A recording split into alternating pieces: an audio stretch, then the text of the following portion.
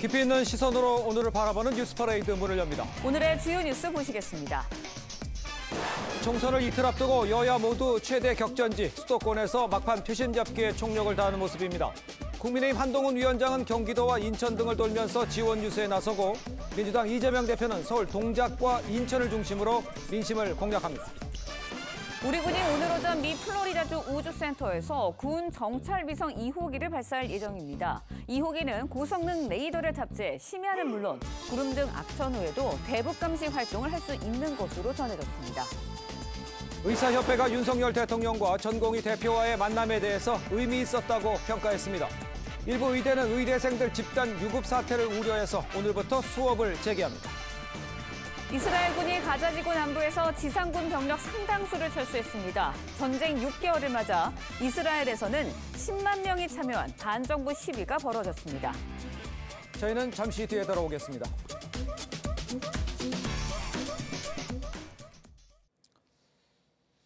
시청자 여러분 안녕하십니까? 월요일 아침 뉴스퍼레이드 이상목입니다. 22대 총선 이제 이틀 앞으로 다가왔습니다. 여야 모두 마지막 표심 잡기에 전력을 다하는 모습입니다. 국민의힘 한동훈 비대위원장은 오늘 최대 격전지 수도권 11곳을 돌면서 총력 유세전을 펼칩니다. 먼저 국민의힘 상황 최원국 기자입니다. 한 위원장은 경기도와 인천 등 수도권 격전지를 잇따라 방문하며 마지막 한 표를 호소할 예정입니다. 경기 광주를 시작으로 이천과 안성, 수원 등 오늘만 수도권 총 11곳에서 지지 유세에 나섭니다. 국민의힘은 지지율 격차가 3에서 4%포인트인 지역이 서울 15곳, 인천, 경기 11곳 등이라고 분석했는데 선거를 이틀 앞두고 박빙인 수도권에서 총력을 다하겠다는 전략입니다. 저희 분석에 따르면 이 적전 지역에서 골든 크로스가 상당수 일어나고 있습니다. 국민의힘 윤지옥 선대위원장도 서울 은평과 금천, 경기 광명 등 상대적 험지를 돌며 표심을 공략할 예정입니다. 특히 한 위원장은 인천 계양을도 찾아가 민주당 이재명 대표를 상대로 명룡대전을 펼치고 있는 원희룡 후보 지원 사격에 나섭니다.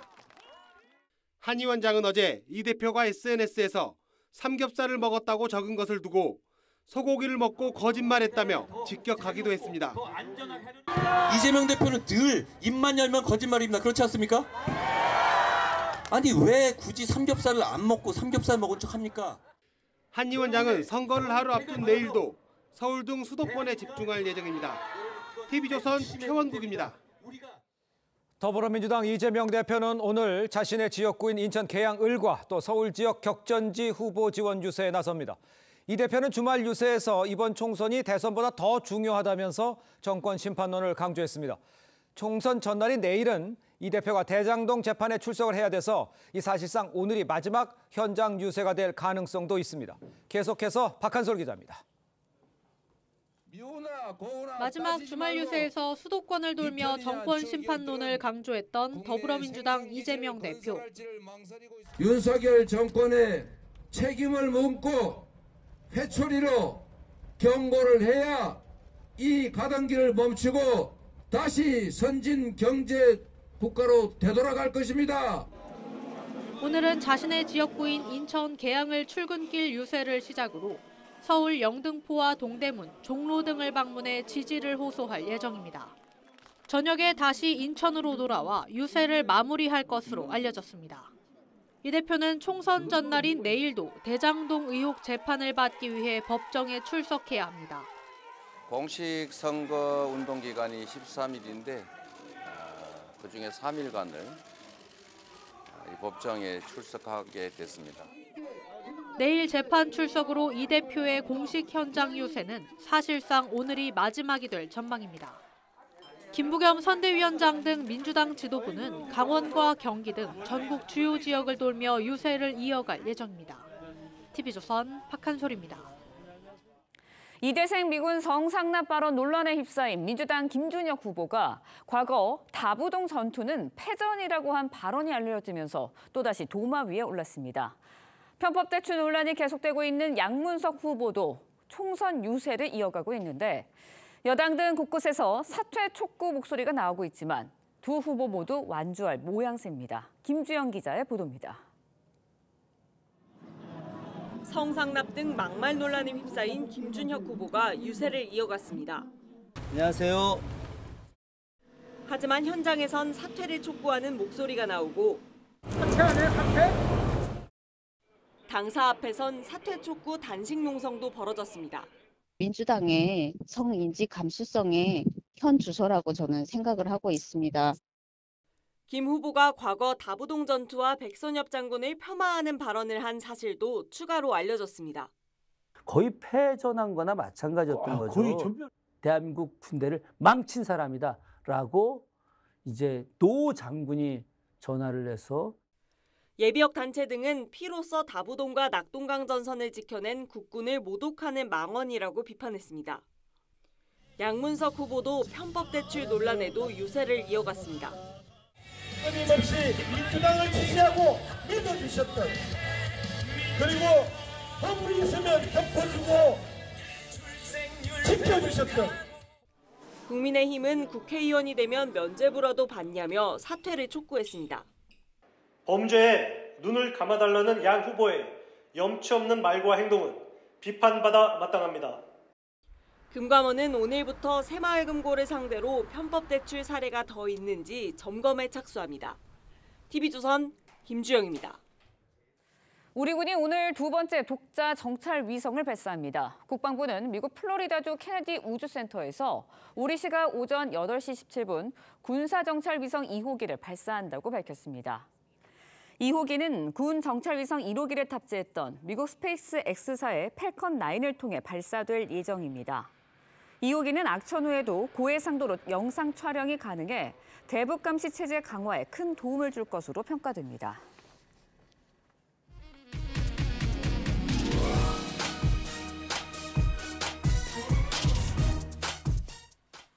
22대 총선 이틀 앞으로 다가왔습니다. 여야 투표 전 마지막 주말 유세에서 승부처 표심 공략에 나섰는데요. 먼저 국민의힘 한동훈 위원장의 유세 영상 보고 패널들과 함께 자세한 이야기 나눠보도록 하겠습니다.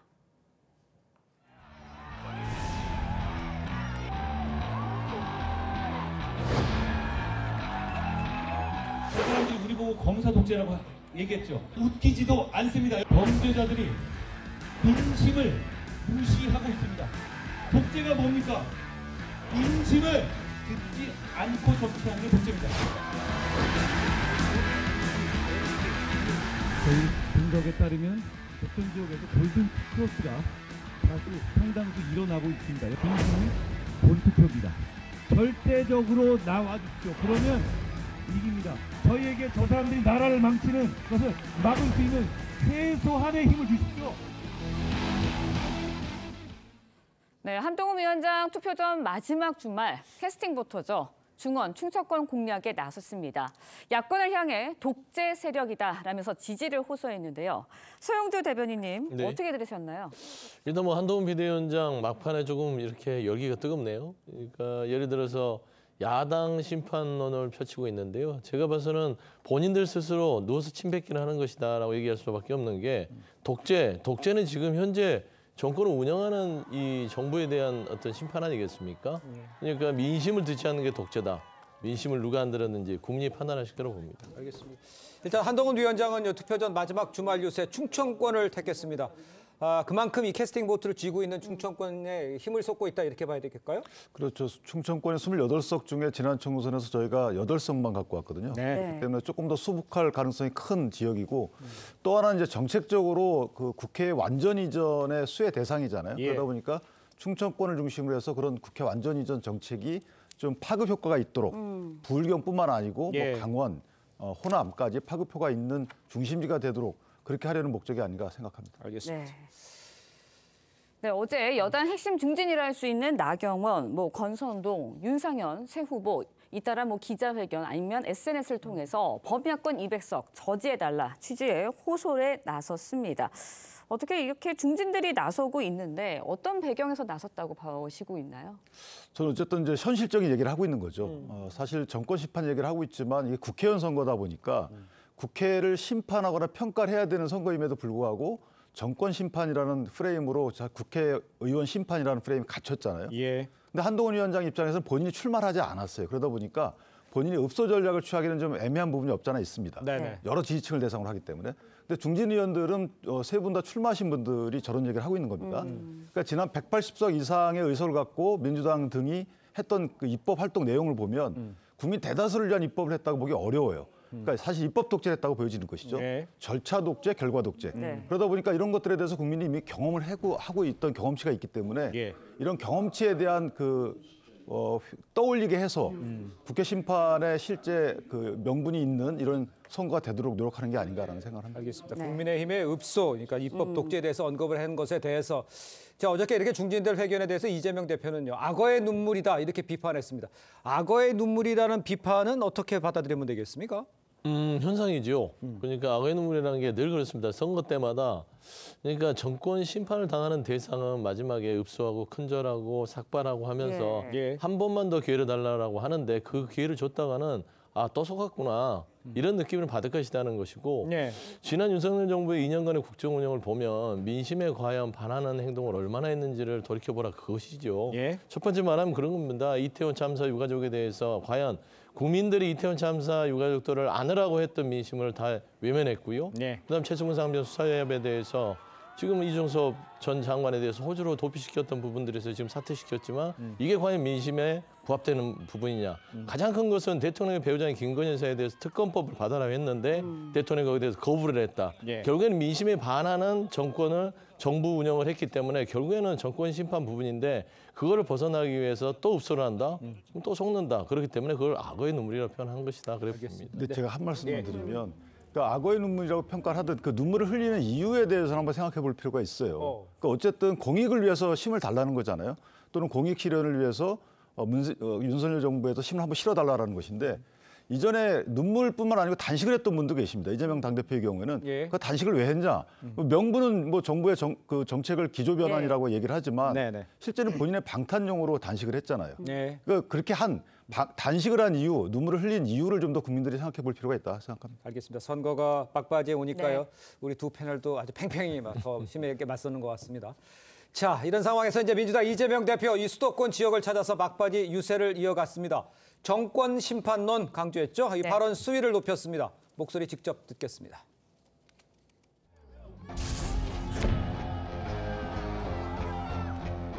우리가 숭배할 우상을 뽑았습니까? 우리가 우리를 지배해줄 통치해줄 왕을 뽑았습니까? 그런데 그들은 왕이 되고자 합니다. 귀한 자식일수록 나쁜 짓 하면은 그러면 안 된다 야단치고 그래도 말 안 들으면 패초리로 때리고 그래도 안 되면 더 엄하게 징계를 해야죠. 이쁘다고 옹냐 하면서 나쁜 짓 하고 심지어 다른 사람 때리고 훔치고 괜찮아 하면 나중에 살인범 됩니다. 글쎄요. 이재명 대표 왕을 뽑는 게 아니다라면서 현 정부를 향해서 아주 비판이 강하게 했죠. 살인범 발언까지 나왔습니다. 그러니까 점점 강해진다는 뭐 발언, 거친 발언 말고 전체적으로 저는 흐름에 대해서 저 언어에 대해서는 어떻게 생각하십니까? 그러니까 국민적 정서를 떠나서요. 저는 언어 자체가 사실은 사실관계를 호도하는 부분이 없지 않아 있습니다. 그러니까 언어의 수위 정도를 떠나서 왜냐하면 제가 거듭 말씀드리지만 국회의원이 잘했는지에 대한 선거인데 이게 정권 심판을 위한 저런 말들을 쓰시는 거잖아요. 직관적으로 국민들이 이해하기에. 그런데 한편 보면요. 저거를 주어를 바꾸게 되면 이재명 당대표 본인도 해당이 돼요.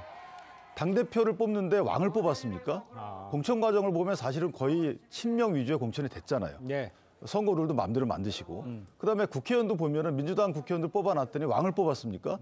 그 입법 내용을 보면 심지어는 이재명 대표의 공직선거법 위반 사건을 희화하기 위해서 공직선거법 위반 사건을 처벌하지 않도록 그런 입법도 냈어요. 그러니까 국민 대다수를 위한 보편적 입법을 하는 것이 아니고 특정인의 또는 특정 정치 세력에 유리한 입법을 하는 왕 뽑은 게 아니잖아요.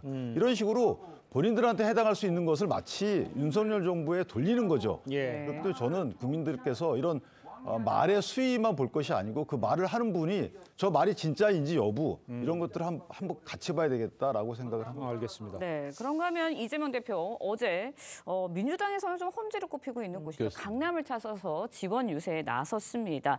어떤 전략으로 봐야 하는 건가요? 해볼 만하다라고 생각하시는 건가요, 민주당에서? 늘 어디든 해볼 만하다라고 생각을 하는 게 각당의 그런 거 아니겠습니까? 지금 보면은 지금 강남을 같은 경우는요, 민주당에서 국회의원이 선출된 적이 있는 곳입니다. 전현희 전 의원이. 그러니까 이 강남 사고라고 해서 반드시 민주당에 표를 안 주거나 그러지는 않습니다. 그러니까 민심은 언제든지 변하는 것이고요. 그다음에 최근에 이제 정권 심판론이 어떤 사전 투표에 의해서 반영됐다고 봤을 때, 강남. 이 강남 지역도 민주당이 흔들 수 있겠구나 라는 어떤 그런 여지가 보인 것 같아요. 그래서 거기에 대해서 지금 나머지 부동층들이 좀 움직인다고 하면 솔직히 강남에서도 좋은 성과를 볼 수 있다라는 것들이 여러 가지로 이제 흐름상 익히기 때문에 이재명 대표가 여기를 좀 흔들러 가지 않느냐 그래 보입니다. 알겠습니다. 자, 이것도 한번 짚어보도록 하겠습니다. 이런 가운데 여야여 이재명 대표의 이 삼겹살 인증샷 이걸 놓고요. 공방을 벌이고 있습니다. 논란이 된 이 유세 이후의 식사 장면과 또 한동훈 위원장 발언 이걸 함께 들어보도록 하겠습니다. 자, 여러분 나라를 구하는 것도 밥은 먹고 합시다. 자, 더 집회해야 된다. 어차피 돈도 안 내주실 거잖아요. 돈 내야 돼요. 그러니까. 근데 무슨 소고기야. 이재명 대표는 늘 입만 열면 거짓말입니다. 아니 왜 굳이 삼겹살을 안 먹고 삼겹살 먹은 척 합니까? 그래야 될 이유가 없잖아요. 그래서 삼겹살을 먹던 소고기를 먹던 그게 뭐가 중요하겠습니까? 하지만 저 이야기의 핵심은요. 이 대표가 유세 이후에 SNS에 자신이 삼겹살을 먹었다고 공개하면서 불거진 거예요. 그러니까 삼겹살 안 먹었는데 먹었다. 이 거짓말을 했다는 거를 국민의힘은 얘기하는 건 아니겠습니까? 그렇죠. 그러니까 삼겹살이 사실은 유세의 대상이 되는 것이 좀 어울리지는 않는데 삼겹살 값이 너무 높다 뭐 이런 취지란 몰라도. 근데 어쨌든 논란이 된 이유는 뭐냐면 저거를 애써 국민의힘이 트집 잡은 건 아니고요. 이재명 대표 본인 스스로가 삼겹살을 먹었다고 밝혔기 때문에. 근데 사실 여러 가지 정황을 보면 삼겹살 드신 거가 아니라는 이제 정황이 나오잖아요. 그러니까요. 소고기 전문점인 거고 그다음에 석쇠에 삼겹살 거두시는 분은 없기 때문에 또 하나는 이제 조금 그 다른 화면에는 그 소고기 모양의 고기가 또 나온다는 거죠. 그러니까 SNS에 올린 그 사진에도 나와 그렇죠. 있더라고요. 그렇다 보니까 굳이 이걸 삼겹살이라고 거짓말을 해야 했나 이런 이재명 대표에 대한 이제 공세인데 문제는 뭐냐면 이재명 대표가 처음 이런 사실과 다른 얘기를 하시는 게 처음이 아니고 이미 공직선거법 위반의 허위사실 공표로 재판을 받고 계시잖아요. 그렇기 때문에 이런 이재명 대표의 일련의 행위들을 토대로 보면 이재명 대표가 지금 국민께 드리는 말씀을 믿을 만한가 여기에 대한 근본적인 문제 제기를 하고 있는 것으로 보입니다. 근데 이제 민주당에서는 당에서도 입장을 냈어요. 수준 낮은 정치 공세라 이렇게 대응할 필요도 없다 이렇게 얘기를 했는데 그 소고기 논란, 삼겹살 요거는 대응할 필요가 없어 이해는 하지만 그 거짓말이라는 지적에 대해서는 어떻게 생각하십니까? 아니, 거짓말이 아니니까 대응을 안 했겠죠. 그렇습니까? 예를 들면 추측이잖아요. 예를 들면 보였다 하더라도 우리가 소고기 전문점 가면 소고기만 팝니까? 돼지고기도 팔죠. 근데 되게 재밌는 게 야, 한동훈 위원장 참 할 거 없구나 공격할 게 삼겹살. 그러니까 이 정부 들어서 이 선거 들어서 보면은 먹는 게 무슨 죄입니까? 삼겹살의 대파에. 그냥 모든 것들을 먹는 거가 죄 짓게 되는 거예요. 그런 거 공격하는 것들 되게 위치하고요. 거짓말하면 저는 한동훈 비대위원장의 최근의 거짓말이 가장 충격적입니다. 어떤 겁니까? 저는 거짓말을 배우지 못했습니다. 그게 가장 큰 거짓말이에요. 말이 됩니까? 그러니까 말씀드리면 이런 작은 거를 가지고 공격해서 뭔가 이재명 대표를 흔들려고 하는데 정권 심판 이런 걸 안 들립니다. 그래서 일단 수준 낮은 수준의 그 어떤 선거 유세 공격 포인트 참 급하기도 급하고 할 게 없구나 이제. 좀 그런 생각이 좀 듭니다. 그렇습니까? 예, 알겠습니다. 이런 가운데 오늘 한동훈 위원장 이 대표 지역구 계양을을 방문할 예정입니다. 어떤 메시지가 나올지 좀 궁금한데 여기서도 뭐 2조 심판 강조할까요? 어떻게 예상하세요? 저는 계양을의 경우에는 그 어떤 직관적인 단어 쓰는 것보다는 지난 이재명 대표와 원희룡 후보가의 토론을 보면 정책적인 측면에서 보면 이재명 대표가 그 구체성에서 많이 떨어진다라는 인상을 국민들께서 받으셨을 겁니다. 그러니까 이게 직관적인 많은 단어를 써가지고 국민께 호소를 하고 있지만 이재명 대표께서 실제 본인 지역구에서는 재건축 단지 이름도 모르고 계신다. 그다음에 어떻게 그 관련법에서 어떻게 정하고 있는지에 대한 제대로 이해도 못하고 계신다라는 점들이 네. 아마 상당히 드러난 토론회였기 때문에 예. 그 토론회 연장선상에서 이재명 대표를 공격하는 멘트가 나오지 않을까 이렇게 생각을 합니다. 알겠습니다. 일단 이재명 대표는요, 오늘 서울과 인천 격전지를 찾을 예정이죠. 그런데 이제 오늘 김혜경 씨 재판이 있고요. 총선 전날인 내일은요, 이 대표의 대장동 재판이 있습니다. 글쎄 유세가 뭐 오가면서 유세를 할 수도 있겠습니다만 사실상은 좀 오늘이 마지막 이런 이야기도 나오지 않습니까? 전체적으로 이런 재판이 연결돼 있는 상황에서는 상황을 어떻게 민주당 쪽에서 바라보고 있나요? 그러니까 이제 뭐 이재명 대표의 재판은 하루 이틀 있었던 얘기는 아니지 않습니까? 그렇죠. 예. 사법리스크를 현 정부 들어서 야당 대표에 대한 끊임없는 검찰 수사 예. 그리고 기소를 통해서 재판까지 이르는 이 과정들이 예. 국민들이 이제 다 알고 있고 새삼스럽지 않습니다. 다만 이재명 대표가 본인의 지역구와 야당 대표로서 선거를 함에 있어서 굉장히 육체적으로 힘들겠죠. 왔다 갔다 이제 모든 것들을 처리해야 되기 때문에 예. 정신적으로도 힘든데 지금 거의 이제 선거가 D-2일 정도 사실상 남았다고 봤을 때는 네. 나름대로 이재명 대표께서 이거를 어려운 여건을 이겨내고 잘 이끌어오지 않았냐라는 평가는 있을 수 있고요. 본인의 재판 자체가 선거에 영향을 미친다. 그 정도는 지금 현재 아닌 것 같아요. 그래서 물론 마이너스는 있을 수 있겠으나 예. 지금 현재까지는 나름대로 야당 대표에 대한 여러 가지 뭐 정치검찰 수사라는 핍박 같은 이런 수준의 사법 리스크를 잘 견뎌내고 있다라고 평가할 수 있습니다. 사법 리스크가 다 이미 반영된 것이다. 그렇습니다. 이렇게 보시는 거군요. 알겠습니다. 네, 그동안 이제 아무리 재판이 있어도 총선 유세 잘 이어왔다라고 말씀해 주셨는데 네. 어떻게 보세요? 그래서 저는 개인적으로 본인이 후보자잖아요. 후보자이기 때문에 본인 선거에 치중하느라고 재판을 못 받은 거에 대한 문제도 하나 있는 것이고요. 또 하나는 후보자인 본인 선거 지역구에는 자주 갔어요. 그럼에도 불구하고 당대표로서의 당에 소속된 후보자들 선거 지원은 그만큼 부족해진 거거든요. 예. 그렇다면 당대표로서 본인 재판 때문에 후보자 지원 유세에 소홀했던 것에 대한 사과를 해야 되는 거죠. 또는 국민께도 마찬가지입니다. 국민께도 본인 개인적인 재판 때문에 당대표로서의 또는 국회의원으로서의 여러 가지 활동에 지장을 받은 것에 대해서 사과를 해야 되는 것이죠. 네. 그리고 나서 여러 멘트를 했어야 되는 건데 검찰의 공작이니 이런 글쎄요 본인 개인적인 비리인데 왜 검찰이 공작을 하겠습니까? 당내에서 불거진 문제가 커졌던 거 아니겠어요? 이런 여러 가지 정황을 참작해 보면 본인이 기본적으로 국민께 사죄하는 모습을 갖고 있어야 된다 이렇게 생각합니다. 알겠습니다. 네. 자, 문재인 전 대통령 이야기도 해보겠습니다. 사전투표 첫날 김어준 씨와 문준영 씨 등이 제작에 참여한 이 콘서트에 참석한 것을 놓고 여당에서는 또다시 비판을 하고 있는 상황입니다. 글쎄요, 행보 문 전 대통령 뭐 이런 적 없었다라는 얘기도 많이 밖에서 나오고 있습니다. 행보는 어떻게 보십니까? 그러니까 원래는 이제 전직 대통령의 경우에는 마음은 그럴 수 있어도 그것을 언행으로 드러낸 경우는 없잖아요. 특정 진영을 지지하거나 네네. 후보자를 지지하는 것이. 근데 이제 문재인 대통령께서는 어느 정도 시점 이후부터는 적나라하게 다 드러내고 계세요. 적극적인 것 같아요. 그렇죠. 그리고 물론 현 정부의 정책에 대해서 비판적 시각을 가질 수 있습니다만은 그 비판적 시각이라는 것은 잘 되길 원해서 갖는 거여야 되잖아요. 그렇다면 진영 대 진영의 구도로 이 정부를 바라보면 안 되는 것이고 야당이라고 만약에 시칭을 했으면 개혁신당까지 응원해 주셨어야 되는데 유독 개혁신당은 뺐단 말이죠. 그러니까 이건 진영의 대표자인 양 어떤 언행을 했다는 것이죠. 뭐 민주당, 그다음에 조국신당, 그다음에 새미래 이 정도만 응원을 하고 나머지 야당에서는 개혁신당에 대한 멘트를 하지 않으셨어요. 그러니까 이런 부분에 대해서 전직 대통령으로서 좀 문제가 있어 보이는 것이고 또 하나는 현 이 행사의 경우에는 이게 사적인 행사입니다. 이 부분은 이제 본인의 아들인 문종 씨도 같이 기획에 참여해서 하는 건데 이게 티켓값이 11만 원이에요. 딴지일보에서 하는 티켓값 11만 원인데 여기에 만약에 참여하게 되면 그러니까 문재인 대통령께서 사전에 만약에 참여할 게 예상이 돼 있었다면 사실 문준용 씨의 경제적 행위에도 도움을 주신 꼴이 되는 거죠. 그러니까 여러모로 저는 그러니까 진영이 행사하는 행사인 점에도 불구하고 또 하나는 본인의 아드님께서 또 기획하고 이해관계가 얽혀있는 행사인 점 이 두 가지 측면에서 좀 부적절한 게 아닌가 싶습니다. 부적절하다는 생각에 대해서는 어떻게 김영주 대변인께서 어떻게 보십니까? 예, 소영주입니다. 소영주 저 다름이 아니라 문재인 전 대통령에 대한 이제 비판은 더 이상 할 이유는 없을 것 같아요. 이제 총선이 거의 다 끝나갈 무렵이고 최소한 전직 대통령이 총선에 나섰다는 건 오죽하면 그러겠느냐. 이 윤석열 정부가 민주주의를 파괴하는 모습을 도저히 국민 한 사람을 지켜볼 수 없다는 차원에서 전직 대통령의 신문에도 물구하고 나왔고요. 개혁신당 얘기를 했는데요.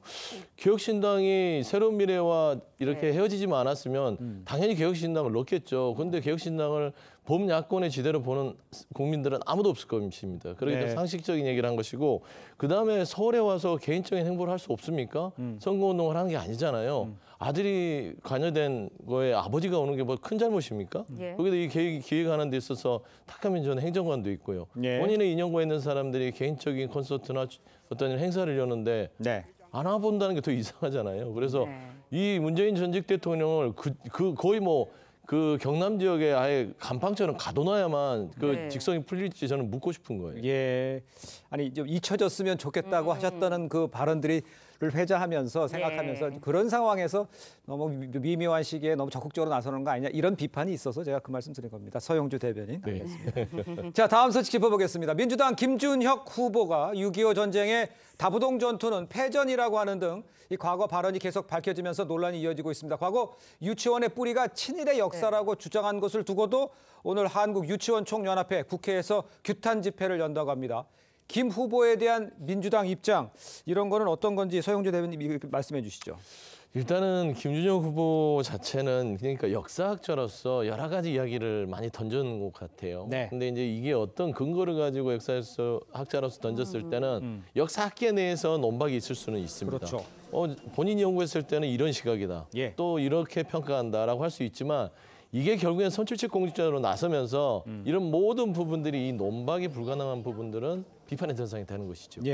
결국에는 이 부분은 김준혁 후보가 만에 하나 결과를 떠나서 선출직 공직자로서 나서게 될 때는 이 부분은 털고 가야 될 부분들은 분명히 존재하는 것 같습니다. 왜냐하면 대상이 있잖아요. 어떤 현상에 대한 분석이 아니라 대상에 대한 어떤 규정을 했기 때문에 이 규정에 대한 논거라든지 그리고 이렇게밖에 판단할 수밖에 없었던 여러 가지 상황들을 상세하게 이야기를 하고 나름대로의 뭐 좀 부족한 부분이 있어요. 해명하면서 가는 것들이 본인의 큰 숙제로 이제 남지 않았냐 그렇게 평가하고 싶습니다. 알겠습니다. 성산납 발언 논란에 대해서 이제 또 이대를 졸업한 탈북민 출신의 김다혜 씨가 김 후보 사퇴 촉구 단식 농성에 들어가기도 했습니다. 여권에서 이제 안기령 후보 등 이제 이대 출신의 민주당 후보들이 있잖아요. 그런데 이런 논란에 대해서 후보 사퇴 논란에 대해서 그냥 아무런 주장이나 뭐 의견을 제시하지 않는 거에 대해서 비판을 또 가하기도 합니다. 어떻게 보세요? 그러니까 이게 보편적 시각에서 보면 잘못된 발언들이잖아요. 김 후보의 발언들이. 근데 이 발언의 내용을 보면 해석의 범위를 넘는 그러니까 약간 허위사실임을 알고도 하는 듯한 이런 어떤 모양새가 있거든요. 본인의 정치적 입지를 늘리려고 했는지 모르겠지만 그러니까 학자로서의 그 역사적인 해석 범위를 넘는 이런 행위를 했을 때 그 특정 집단 입장에서 보면은 일부러 본인들을 모욕했다, 명예훼손했다라고 느낄 여지가 없지 않아 있습니다. 이것들은 보편적 감정이에요. 그런데 특정 진영에 소속됐다고 심지어는 같은 당의 후보자라고 해서 거기에 대한 비판을 서슴지 않는다. 하지 않는다. 그럼 이건 문제가 있는 거죠. 그런 측면에서 얘기를 하는 거고 저를 되짚어 보면 이전에 박원순 전 서울시장의 성추행 문제가 불거졌을 때 민주당 내 여성 의원들의 반응도 떠올려지는 겁니다. 그런 것들을 볼 때 국민적 시각에서 볼 때는 국민적 이익을 위해서만 일해야 될 국회의원 후보 내지 국회의원들이 진영에는 눈 감는다 그러면 진영의 이익을 위해서 국민적 이익을 도외시한다. 이렇게 되면 국회의원 자격이 없는 거 아니겠습니까? 그러니까 거기까지 연결된 문제 제기를 하고 있는 것이다. 좀 그렇게 해석이 됩니다. 아까 서영주 대변인께서 얘기하신데 털고 가야 한다는 얘기도 해주셨지 않습니까? 거기에 대한 질문을 드릴 게 뭐냐면 김준혁 후보가 그러한 뭐 서영주 대변인도 그렇고 많은 민주당 사람들도 그렇게 이야기를 하는데 대응이 직접 가서 사과하지도 않고 SNS에 올렸고요. SNS에는 이 또한 지나가리다라는 노래까지 나오면서 선거운동 계속하고 있어요. 당에서도 어쩔 수 없다라고 얘기해요. 이게 적당한 건지 이게 적절한 건지 여기에 대해서는 어떻게 생각하십니까? 그게 이제 한마디로 말씀드리면 이제 국민의 심판 밖에는 뭐 기다릴 게 없다. 결국에는 지역 유권자들이 거의 이 부분에 대해서 선출직 공직자로서의 자격이 부족하다 싶으면 선택을 하는 것이죠. 지금 이틀 정도 사실상 남은 이 총선 기간 동안 지금 현재 김준혁 후보에 대해서 사퇴를 운운하는 것은 결국엔 국민의힘은 정치적이고 정쟁적인 어떤 판단이고요. 제가 말씀드렸다는 건 털고 가라. 이거는 뭐냐면 본인에게 이거는 숙제라고 남는 것입니다. 그러니까 예를 들어 지금 선거운동 하는 대신 이대를 가든 어디 본인에게 상처받은 분들에 있어서 직접 찾아가 사과하는 거는 본인이 판단하는 것이고 그렇게 됐을 때 지역 유권자들이 반성하는구나 이걸 바로잡으려고 하는구나 하면서 마음을 얻을 수 있는 것이고 그렇지 않았을 때는 또 일부 이제 지역 유권자들이 이거 뭐냐 이거는 적절치 않다라고 판단하는 것이다 라고 해서 지금 뭐 당내에서도 서영교 최고위원도 부적절하다는 얘기를 하지 않습니까? 그렇기 때문에 이 부분에 있어서는 있지만 당은 분명히 이거를 잘했다고 하지 않고 이 후보가 책임지고 가야 된다라는 입장입니다. 근데 제가 하나 좀 아쉬운 거는 뭐 그런 시각이 있을 수 있지만 민주당 입장에서 보면 본인들이 이분이 국회의원을 맡을 만하다라고 해서 공직자 후보 추천을 한 거잖아요. 그래서 추천을 해놓고 보니까 부적절해 보입니다. 그럼 추천을 처리하든지 뭔가 조치를 해야 되는 거 아닐까요? 그러니까 국민께 약속을 한 거잖아요. 이 사람은 믿을만하다라고. 근데 믿을만하지 못한 사정들이 나왔으면 거기에 대해서 분명히 국민께 했던 약속에 대해서 책임을 져야 되는 것인데 이것을 그냥 국민이 알아서 판단할 것이다라고 맡겨버리면 정당이 공직 후보자 추천하는 이유가 뭔지 모르겠습니다. 말씀 잘하셨어요. 그게 맞습니다. 여야 공이 공천을 할 때 추천을 할 때는 잘 살펴야죠. 그렇습니다. 그런데 말하자면 100% 무결점인 후보들을 하면 얼마나 좋겠어요. 나오잖아요. 뭐 국민의힘도 뭐 대전에 있는 조수현 후보부터 시작해서 신범철 국감차관 지금 뭐 최수근 사무장 수사위원 봤는데도 사면시켜서 후보 주잖아요. 이런 분들을 보면은 결국 여야가 공이 향후에는 공천하는 데 있어서 그 절차와 들여다보는 어떤 제도적인 장치를 좀 보완할 필요는 있다라는 말에 동의합니다. 알겠습니다. 자, 김준혁 후보는 그렇고요. 편법 대출 논란 양문석 후보 본인의 흠을 잠시 덮어두고 윤석열 정권 심판해달라 이렇게 호소를 하고 있습니다. 이 양문석 후보 관련해서는 어떻게 생각하세요? 그래서 양문석 후보는 또 차원이 다릅니다. 이분은 이제 물론 판결이 되지는 않았지만 누가 본인도 어느 정도 인정한 거에 따르면 분명한 이건 부실 대출 범위를 넘어서서 불법 대출 사안이거든요. 그렇다면 거기에 대해서 분명히 본인의 피선거권이 나중에 문제될 소지도 없잖아 있고 피선거권이 문제된다는 것은 공직자 후보로서 자격이 없다는 것인데 여기에 대해서 본인이 결단을 해야 되는 거거든요. 또는 심지어는 당의 부담을 상당히 주고 있습니다. 그런데도 본인이 이런 당과 관련된 문제 또는 국민과 관련된 문제에서 책임을 지킨다는 문제가 하나 있는 것이고 또 하나는 본인이 전 사후 처리 과정도 문제가 있어요. 이게 문제가 있다고 하고 나서 만약에 차익이 생기면은 이 부분을 기부한다고 했죠. 뭐 선거법상 위반되는 기부가 아니고 좋은 일에 쓴다고 했는데 근데 또 높은 가격에 이걸 내놨단 말이죠. 그렇다면 굳이 높은 가격에 내놓는 이유가 이해가 안 되는 거죠. 본인이 가질 돈이 아닌데 차익을 갖다가 사회에 환원한다고 해놓고 높은 가격에 내놨다면 저희들이 볼 때는 이게 팔리지 않길 바란다는 마음뿐이 더 있겠습니까? 그렇다면 팔고 싶지 않다. 이 사태만 지나서 당선되고 나면 본인의 국회의원도 지키고 그다음에 재산도 지키고 이런 이전에 있었던 정치권의 일반적인 내로남불에 전형이 되지 않을까. 국민들은 그런 시각으로 보는 거죠. 양문석 후보의 편법 대출 논란에 대해서도 민주당에서는 별다른 조치를 취하는 모습을 보이거나 대응을 하지는 않고 있거든요. 이것도 지적을 막 하고 있는데 어떻게 보세요? 대응할 범위는 넘어섰죠. 그러니까 제가 계속 말씀드리지만 양문석 후보의 행태 자체가 적절하다고 판단하는 민주당 내 이 지도부나 의원들, 그다음 구성원들은 없습니다. 한 번도. 뭐 일부 당원들께서는 뭐 그럴 수도 있다라고 하지만 그건 말이 안 되는 것이고요. 결국에는 금감원이 결국 말하자면 판단해 준 거잖아요. 불법이라.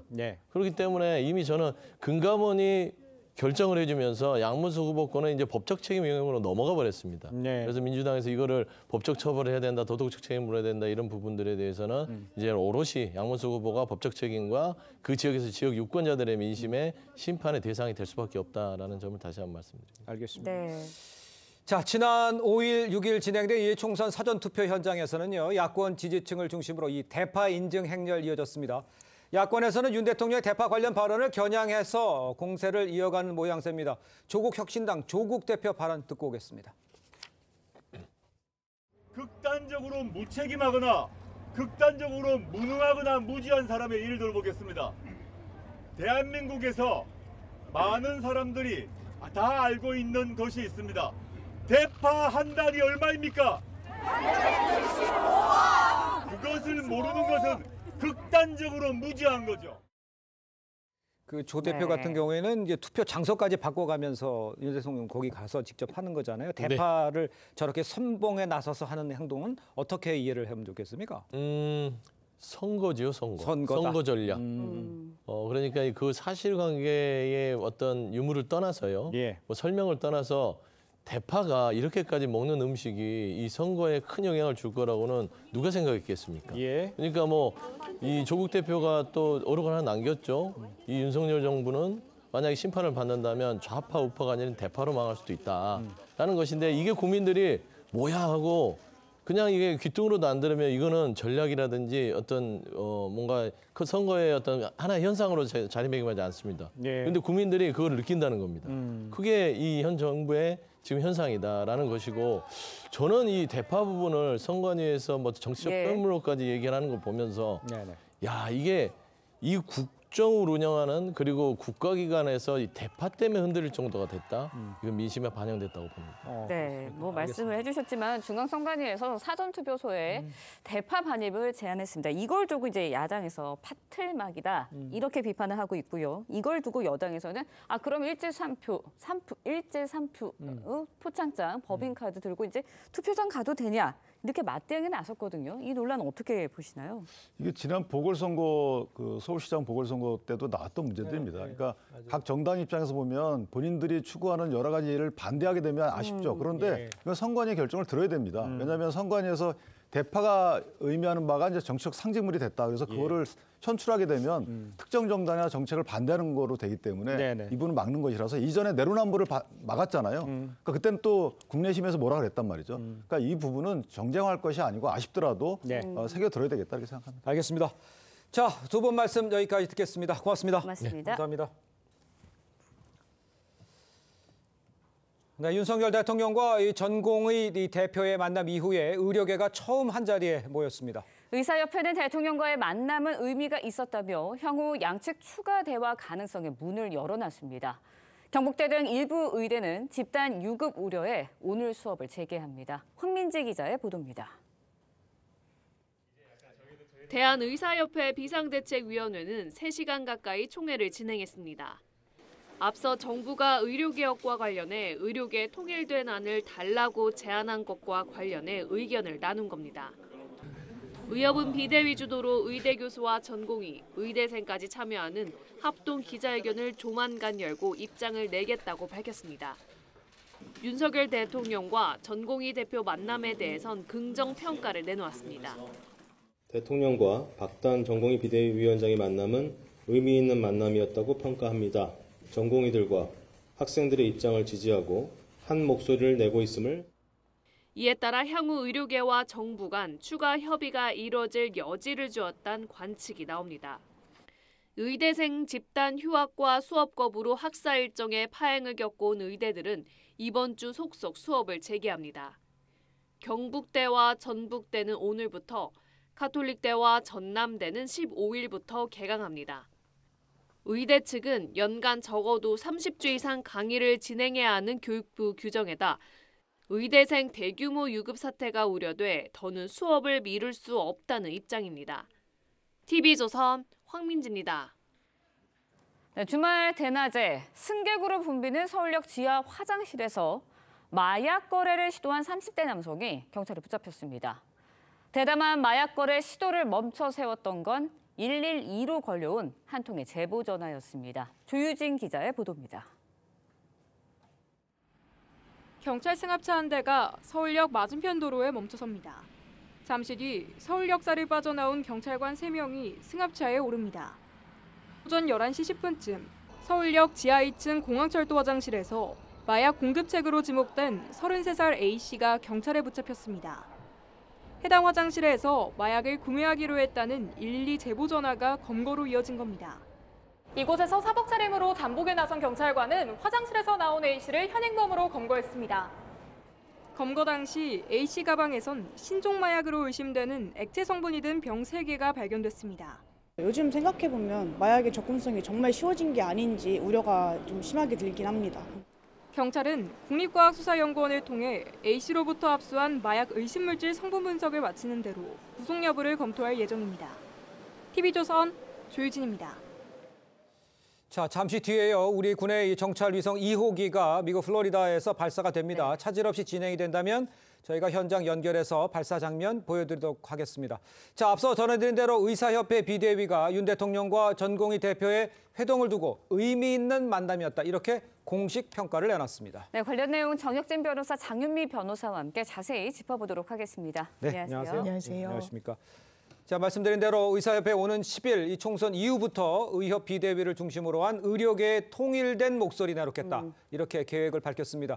의미 있는 변화다 이렇게 볼 수 있겠습니까? 글쎄요. 아직까지는 뭐 의미 있는 변화가 있을지는 모르겠는데 네. 중요한 건 뭐냐면은 의미 있는 변화의 가능성은 생겼다. 그런 생각은 듭니다. 네. 왜냐하면 지금까지는 중구난방 아니었습니까? 그렇습니다. 도대체 정부의 카운터파트, 상대방이 누구냐? 전공의 협의회냐, 교수협의회냐, 아니면 의협이냐? 이런 것 자체가 사실은 애매했었는데 그런데 이제 의사단체들이 일치해가지고 통일적으로 창구를 의협 비대위로 단일화하겠다라고 하니까 정부와 의사단체들 사이에 실질적인 대화가 있을 수 있겠다. 그런 기대가 생기게 된 것이라고 생각됩니다. 네, 그런가 하면은 의대 2,000명 증원 계획과 관련해서 한동수 총리가 정부가 숫자에 매몰되지 않는다는 입장 분명하게 견지하고 있다라고 네. 밝혔습니다. 어떤 의미로 해석해야 할까요? 다시 한번 좀 원점에서 논의할 수 있고 열려 있다라는 입장을 재확인한 것으로 보이는데요. 네. 일단 대통령실에서 숫자에 매몰되지 않겠다. 2,000명 증원이라는 부분도 이제 물러설 수 있다라는 이 신호를 냈고 거기에 네. 더해서 한덕수 국무총리가 한 언론과의 인터뷰에서 이렇게 이야기를 했습니다. 모든 이슈에 대해서 여기에 모든 이슈는 의대 정원 수까지 포함해서요. 네. 유연한 입장을 정부는 견지하고 있다라고 하고 다시 한번 숫자에 매몰되지 않겠다라고 해서 의사협회에서도 이 부분은 긍정적으로 받아들이고 있습니다. 다만 이렇게 정부 입장이 다소 이제 변화하고 진일보하고 있기는 하지만 의사들에 향해서 뭐 현장 복귀 명령을 어겼을 시에 네. 따르는 여러 행정 조치들, 형사 조치들은 계속 이어지고 있다는 점을 또 반박하고 있는 상황이긴 합니다. 알겠습니다.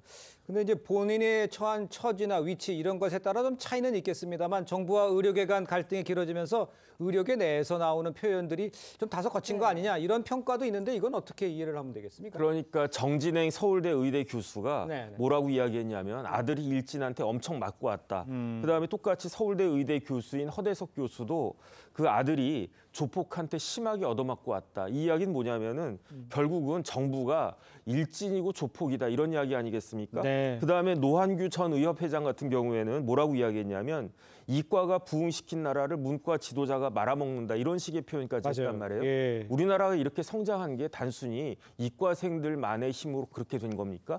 그다음에 의사들의 요번 그 관련해가지고 가장 인상적인 이야기는 정부가 의사 이기지 못한다 이 이야기 아니겠습니까? 예. 이런 이야기가 국민들한테 공감을 얻을 수 있을 것인가? 이런 이야기가 과연 적절한 표현인가? 저는 그런 생각이 듭니다. 네, 의료계와 정부의 추후 대화도 어떻게 이어질지 좀 더 지켜봐야 할 것 같고요. 예. 다음 이야기도 해보도록 하겠습니다.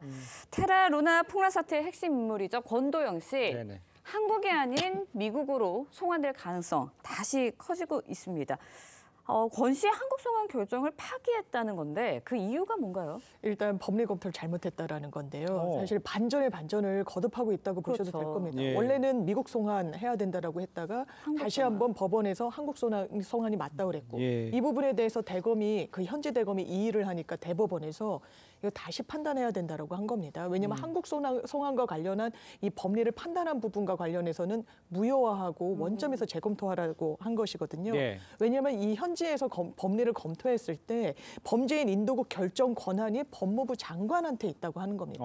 그런데 이 원심에서는 대한민국 정부와 이 미국 정부 중에 누가 먼저 요청을 했는지 어떤 경로로 요청했는지 등을 따져봤거든요. 네. 예. 그래서 대법원에서는 그 부분을 다시 들여다보라고 이제 파기환송을 우리나라로 치면 한 부분인데 네. 그렇기 때문에 이 신병 확보를 둘러싼 한국과 미국의 뭐 경쟁 아닌 경쟁이 발생하고 있는 그런 상황 속에서 정말 그 키는 이 현지의 법무부 장관인 안드레이 밀로비치 법무부 장관 손에 넘어갔다 이런 분석이 높습니다. 알겠습니다. 지금 장유미 변호사께서 네. 말씀하신 대로 몬테네그로 법무부 장관이 판단을 내리게 돼 있다 이렇게 말씀해 주셨는데 그렇다면 우리나라로 오게 되는 것 같으세요? 아니면 미국으로 가게 되는 것 같으세요? 글쎄요, 뭐 일단은 지켜봐야 될 것 같은데 예. 하지만 이미 법무부 장관이 이미 미국행을 선호한다는 뉘앙스로 이야기를 했고요. 네네. 그다음에 이제 많은 외신들도 미국행을 추측하고 있는데 그런데 재판의 진행이나 판결 결과나 네. 그리고 수감 생활 이런 것들 모두가 하나도 빠짐없이 모두가 미국에서 하는 것이 권도영 씨에게는 굉장히 불리할 거기 때문에 예. 만약에 진짜 미국행으로 결정된다라고 하면은 그 권도영한테는 악몽과 같은 결과가 될 것이다. 그렇게 판단됩니다. 네, 그런가 하면은 미국 뉴욕에서 권도영 씨 없이 진행된 민사 소송에서 권도영 씨가 패소한 것으로 전해졌거든요. 이 판결이 형사재판에도 영향을 줄 수 있을까요? 예, 당연히 미칠 겁니다. 왜냐하면 쟁점이 동일하고요. 이 결론도 당연히 반영될 수밖에 없어 보이는데 지금 뉴욕 남부 연방법원에서 유죄로 판결이 났습니다. 배심원단들이 이 부분은 건도영 씨가 이 투자자들을 속여서 굉장히 안전자산인 것처럼 기망을 통해 거액을 편취했다라는 부분을 다 인정을 했다고 봐야 되거든요. 그렇기 때문에 관련 형사 사건에도 이 영향을 미칠 수밖에 없어 보이고 또 하나는 미국에서 어떻게 진행이 됐지? 왜냐하면 몬테네그로 현지에 인신이 확보돼 있으니까요. 뭐 우리나라도 마찬가지지만 미국 법원 역시 민사소송에는 당사자가 출석할 의무가 없어서 이렇게 출석하지 않은 상황에서 결론이 나온 상태입니다.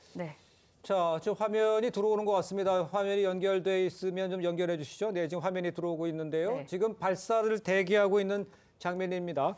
지금 우리 군이 두 번째 정찰 위성이죠. 스페이스 X의 발사체 이 펠콘 9에 실려서 하늘로 향하게 되는 모습인데 아직 발사는 아직 안 되는 상황이고요. 잠시 뒤에 발사를 할 모양입니다. 자, 이후 이제 10분이 지나서 위성과 해외 지상국이 교신이 나서는데 이제 발사 성공 여부도 함께 올라간 다음에 교신이 이루어지면 성공이 되는 것으로 이렇게 되어 있습니다. 네, 이번에 이제 발사되는 SAR 위성 주 야간은 물론이고요. 구름이 끼어 있거나 악천 후에도 관측이 가능한 정천후 위성이다 이렇게 알려져 있습니다. 또 뭐 광학, 적외선 장비를 장착한 1호기가 조금 더 선명한 사진을 제공하지만 날씨등에 그동안은 좀 영향을 받아왔기 때문에 1호기에 비해서는 성능이 좀 더 개발된 그런 향상된 위성이다라고 보시면 될 것 같습니다. 네, 옆에 지금 카운트다운 시계가 나오나 자막 때문에 안 보이는 상황인가요? 네. 나오고 있기 때문에 지금 30초 넘고 남았죠. 좀 올라가는 모습까지 저희가 볼 수가 있을 것 같습니다. 일단 발사가 되고요. 3분 10초 뒤에 페어링이 분리가 되고요. 44분여 지난 9시 1분에 위성이 발사체에서 분리돼서 우주 궤도에 진입하게 된다. 이게 지금 현장에서 이루어지는 계획된 안입니다. 그러나 이제 뭐 발사 전까지 여러 가지 준비 작업이 있겠죠. 그리고 카운트다운이 중간에 멈출 수도 있겠지만 지금 상태로 봐서는 순조롭게 진행이 되고 있는 것으로 보입니다. 30초 정도 있다가는 발사될 것으로 보입니다. 잠시 지켜보도록 하고요. 이번에 뭐 훌륭한 위성이고 또 정찰 위성 2호 잠시 어떻게 발사가 성공할지 지금 보도록 하겠습니다. 자, 지금 올라갑니다. 발사가 됐습니다.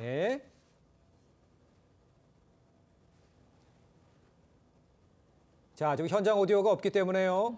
발사는 됐고요. 지금까지는 좀 안정적으로 올라가고 있는 것 같습니다. 스페이스 X사의 펠콘 9 로켓으로 지금 발사가 됐고요. 굉음 소리도 좀 들리고 있습니다. 네, 우리 국방부 이제 내년까지 무게 500kg 이상의 중대형 정찰 위성 5기를 확보할 예정이고요. 현재 시범 운영 중인 1호기는 오는 6월 이후부터는 정식 임무에 들어갑니다. 또 2030년까지 무게 500kg 이하의 초소형 정찰 위성 수십 기까지 확보해서 대북 감시망 더욱 촘촘하게 구축한다라는 계획 갖고 있습니다.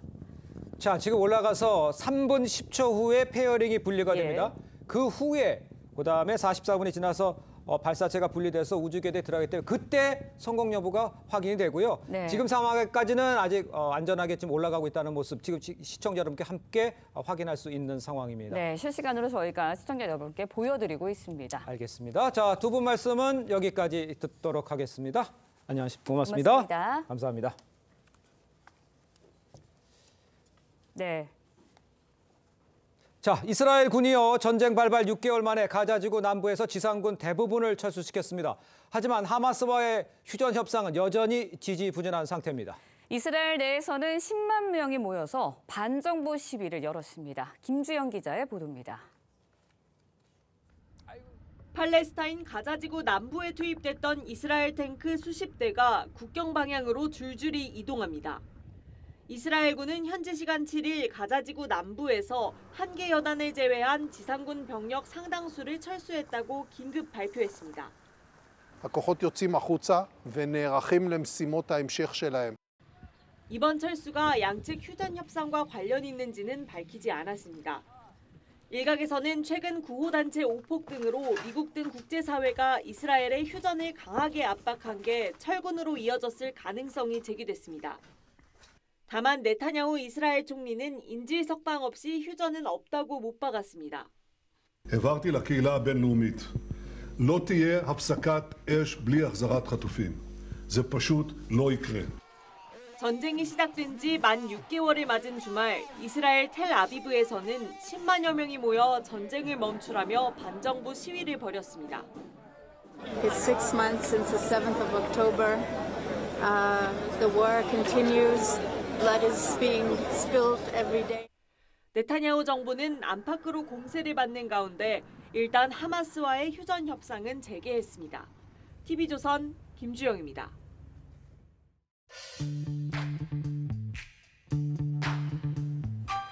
렌즈에 담긴 그 순간, 그 의미를 짚어보는 시간이죠. 사진 기자가 선택한 아침의 한 장입니다. 오늘은 조선일보 사진부 오종찬 기자와 함께합니다. 안녕하세요. 오늘 아침에 볼 사진 어떤 건가요? 네, 충북 진천 초평저수지 가운데 위치한 무인도에 벚꽃이 활짝 피어있는 장면입니다.